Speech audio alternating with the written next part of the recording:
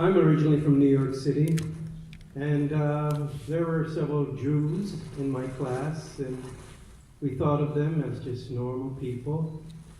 I grew up in a society there with many different types of people, many different colors.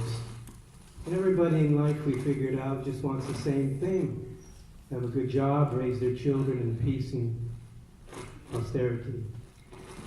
I had to audition for this job like everybody else. Raymond, we were all forced to come to several readings and auditions, and we wondered if we were going to get the part or not. Even though I did look like the actor, I wasn't too sure about that. But I would like to say that my favorite scene in the movie is between President Quezon and his Vice President Osmania. It's a deep scene. This is a deep movie. And he explains to his Vice President at the time, when you go to the White House, be sure to use the toilet. Because... And he says, why? Yeah. Because you're in the Oval Office of the White House, and they will not allow you... Alert. Yeah. Spoiler. We'll stop it there. That one you got to go and see. You'll find out. That one you got to go and see. All right. Kevin. Yes.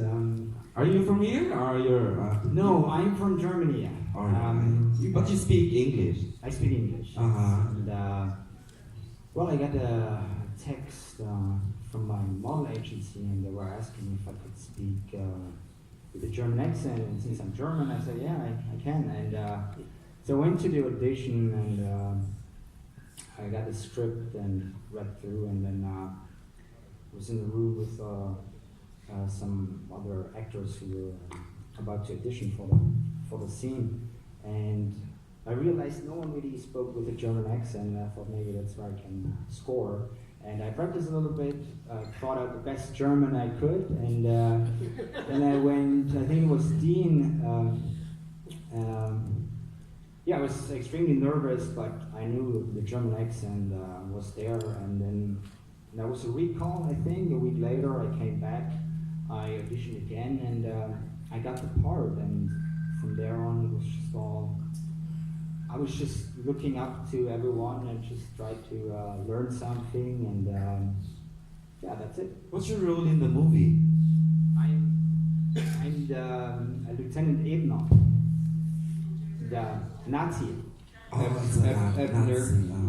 Wow, scary. Yeah, he was. He was very scary. He was. You know, he did such a brilliant job as Ebner. And I have to commend you here. Wow. Because our cast was really a superb, well trained, long into bunch of actors. Everybody has been acting most of their lives. And then Kevin came in, and we put him right in the middle of the best actors I've ever worked with, and he held his head up high.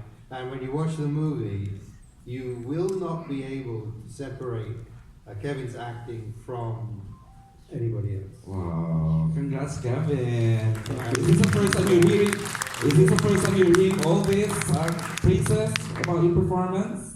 Sorry? Is this the first time you're hearing all this from our director? From the director, I think, but I've heard it from other cast members.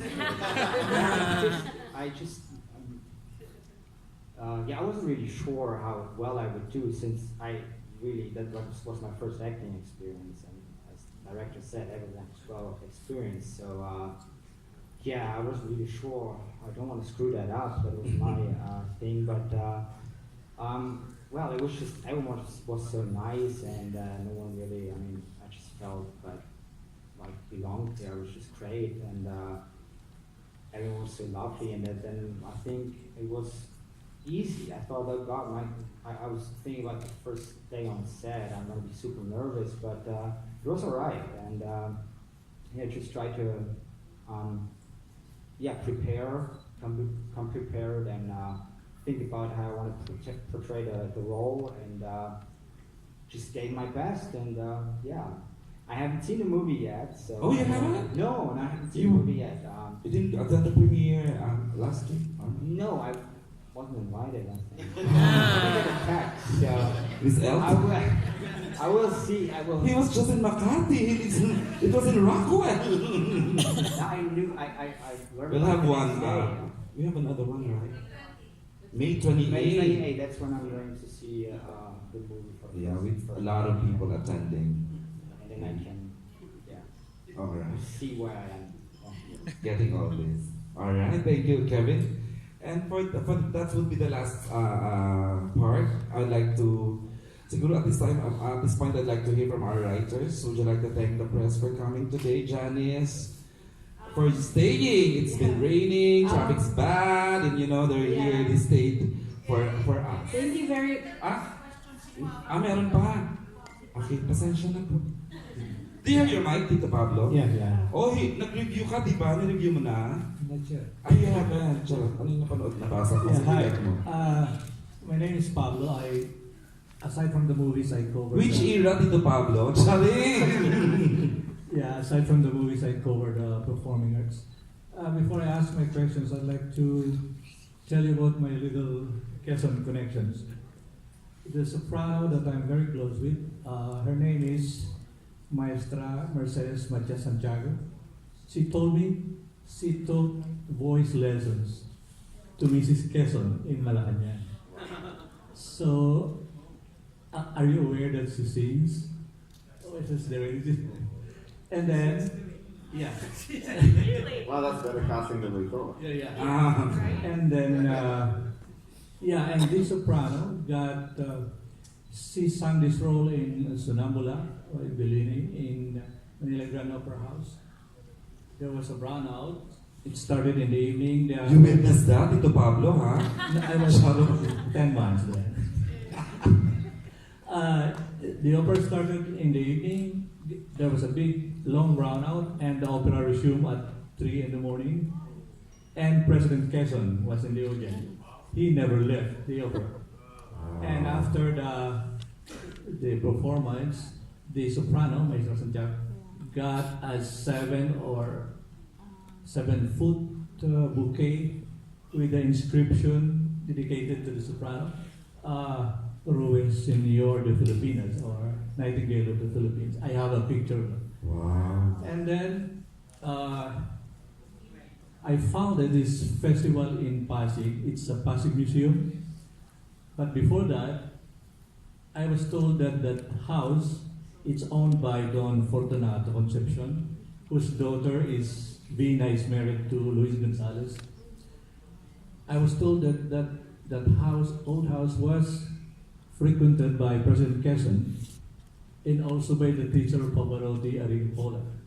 So when I learned about that, I converted the living room into a recital hall every summer. Anyway, so much for that. I worked with, I was interviewed by a foreign TV station about, something like this. Somebody told me, Mr. Tariman, did you work with this Austrian conductor? His name is Herbert Zipper, who is the conductor of the Manila Symphony Orchestra. I didn't know he was a Jew. I only know him as a musician, as conductor, so we never get to talk about his being a Jew. And then later, I found out that his life was made into a documentary, this Herbert Zipper, and the documentary won a nomination, an Oscar nomination, but it didn't win. Now, my question is, later I found out he was a survivor of the Holocaust, and then he went to the Philippines only to experience the Japanese occupation again. Yeah. So my question is, how difficult was it mounting this project, Mr. Rosen, and what to you was the most revealing part of doing this project? Did you know President Quezon very well before this project? Well, the first part of that question, the part where was it difficult mounting this project, the answer is yes.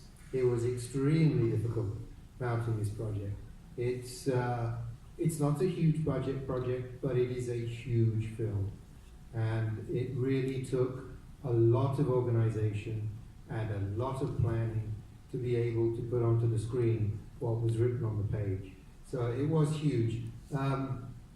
It's easier for me as a director because by the time I get to direct it, all the difficulty has been done. So if you really want to ask how difficult it was, you have to ask Laurie, because she takes care of everything before we get onto the set.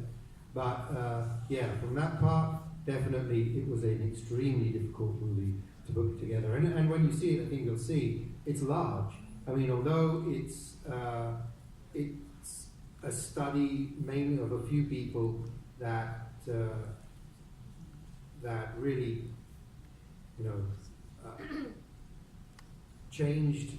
They really shone a light of morality in the Second World War. I mean, it's really quite. I cannot stress to you, without giving too many spoilers away, the humanity that these people put forward in a time when the world was drowning in the war was really remarkable, really remarkable. But did I know about Quezon beforehand? Yes, I've been here for a very long time, but I didn't know that Quezon did this incredible act for the Jewish people. And it wasn't even that it was because I'm a Jew, it wasn't even that it was for the Jewish people. It was for Quezon, what we researched. Quezon would have done it for anyone who was in that situation. It just happened to be the Jews. The Jews were in trouble, and he had the moral standing to ask his country to stand up when nobody else would. So I knew about Quezon before. After we researched the movie and after we made the movie, I have so much respect for not just the man but the whole family. And I just think this is a movie that needed to be made so that the Filipino people can be as proud of him as I am. Thank you.